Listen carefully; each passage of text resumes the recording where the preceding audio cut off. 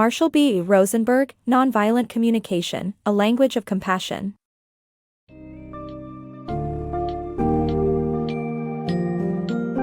In Nonviolent Communication, A Language of Compassion, MarshallBRosenberg offers readers an innovative approach to communicate harmoniously and effectively while fostering understanding and empathy. The book highlights the crucial role language plays in our communication by showing the consequences of life-alienating communication and the potential of adopting nonviolent communication (NVC) to build healthier relationships.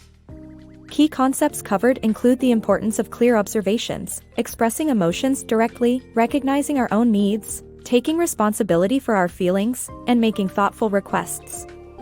Readers of this summary can anticipate valuable insights into compassionate communication to improve both their personal and professional relationships.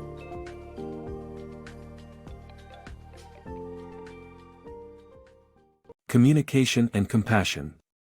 Effective communication and compassion go hand in hand. Language that alienates individuals and societies results in violent incidents more often. Language choice can inadvertently harm others, like moralistic judgment. Conversely, compassionate language can help bridge differences and lead to more understanding. The next parts of the book guide readers on how to communicate with empathy effectively.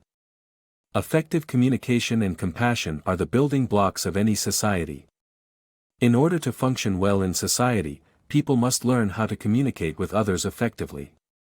Unfortunately, we often use language that cuts off the flow of communication, resulting in harm to both ourselves and the person we are talking to. Life-alienating communication creates walls instead of bridges. Judging someone, for example, calling a friend selfish for taking a piece of cake, shows a lack of empathy and creates defensiveness. Alternatively, asking about their motivation could help find a solution. Life-alienating communication also alienates us from our own compassionate selves, making us individually and collectively more violent. O.J. Harvey, a psychology professor at the University of Colorado, conducted a study on the relationship between language and violence. He investigated fragments of literature from various countries, looking for judgmental words like good and bad. He discovered that the countries with more judgmental words in their literature had higher rates of violent incidents.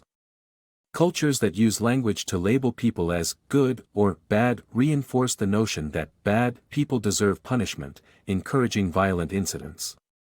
Life-alienating communication goes beyond just labeling people as good or bad.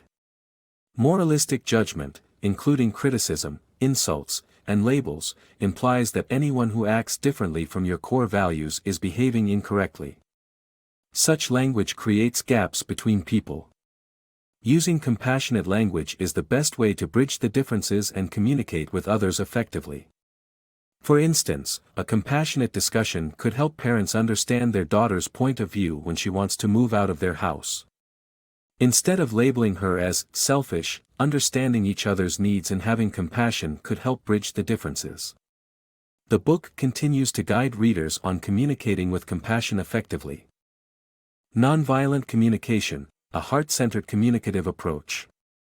Nonviolent communication, NVC, is a powerful method of communicating that helps us connect with others and ourselves from the heart. The approach encourages us to observe objectively, identify our needs, and communicate compassionately. Inspired by Mahatma Gandhi, the leader of the Indian independence movement, NVC is centered on the idea that our hearts are free from violence and full of compassion. It is a communicative approach that makes us more aware of the words we use and how we listen to others. One of the main strengths of NVC is that it helps us communicate our feelings clearly, enabling us to form honest, clear, and compassionate requests. By using NVC, we can influence the other person to make our lives better without hurting them. Enhancing observational skills. In this book, readers are encouraged to focus on being present in the moment and using their senses to connect with the situation. The author stresses the importance of avoiding generalizations when making observations and instead, striving for specificity. Additionally, readers are taught to distinguish between observation and evaluation, as well as becoming aware of labeling. This will help prevent misunderstandings and defensiveness while improving communication. Mastering communication through NVC. To communicate effectively, we must accurately articulate our feelings and needs. This requires finding the right words, being specific, and avoiding vagueness. Instead of using common expressions, we should broaden our vocabulary to describe our emotional states more clearly. Narrating events and indicating how they made us feel also helps to avoid ambiguity. It is important to express vulnerability as a way of connecting with others. With NVC, we can establish bridges of communication by observing, identifying our feelings and needs, and making clear requests. Taking responsibility for your feelings. Developing emotional responses requires taking responsibility for your own feelings. You can do this by recognizing your needs when interacting with others, as their actions are not the cause but merely the stimulus for your emotions. Reacting defensively or blaming yourself fails to address the underlying issue. Instead, it is better to vocalize your own feelings and identify your emotional response. By doing so, you can address the root of the conflict. The ideal reaction is to observe the feelings and needs of the speaker and strive to show more consideration for their needs. Expressing your needs effectively. Learning to communicate your needs clearly and directly is essential for fulfilling relationships. Often, we fall into the trap of the blame game where we fail to express our needs and then blame our partner for not fulfilling them. To build understanding, we need to express ourselves more directly. Women especially may struggle to express their needs due to cultural conditioning, but being direct about your needs makes it easier for others to meet them in a compassionate way. Instead of blaming your partner, try expressing how their behavior makes you feel and find solutions that work for both of you. Failing to communicate your needs will only lead to unnecessary pain in the long run. Effective communication through positive request. The final stage of nonviolent communication, NVC, involves making requests in a clear and positive manner that helps others respond compassionately. Using positive language, which focuses on what we want instead of what we don't want, creates concrete actions that others can understand and follow. NVC emphasizes that the clearer we are about what we want, the more likely we are to get it.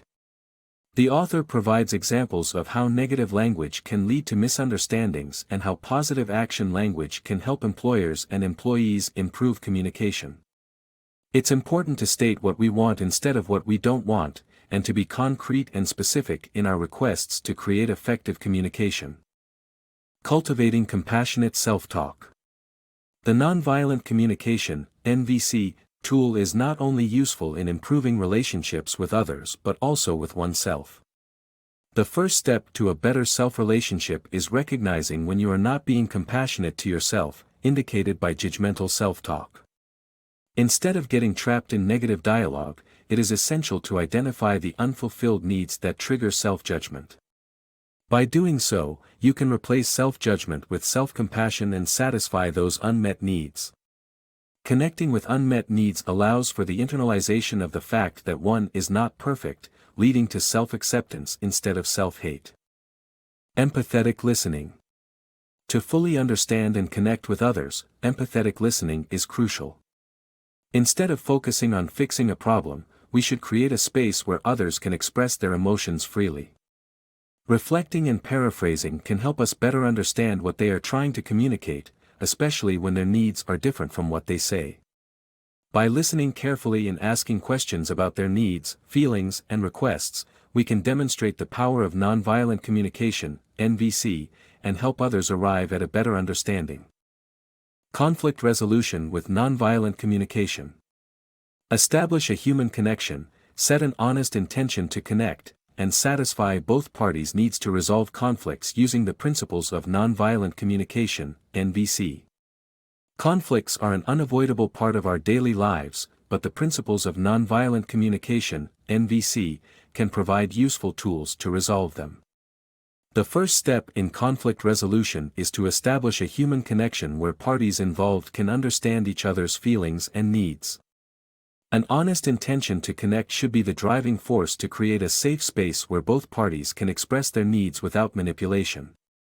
This is achieved by observing and identifying each other's feelings, connecting them to their respective needs and making concrete requests. The focal point is to satisfy each party's needs rather than compromising, where neither side is fully content. For instance, a couple in a dispute regarding taking their dog for a walk can use the principles of NVC to resolve the issue. After observing and identifying their emotions, they discover that taking the dog out is clashing with their respective schedules. They establish an honest connection and make concrete, viable requests of each other.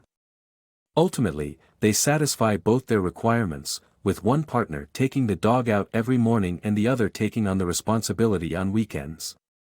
By following these fundamental steps, conflict resolution can be achieved smoothly and effectively.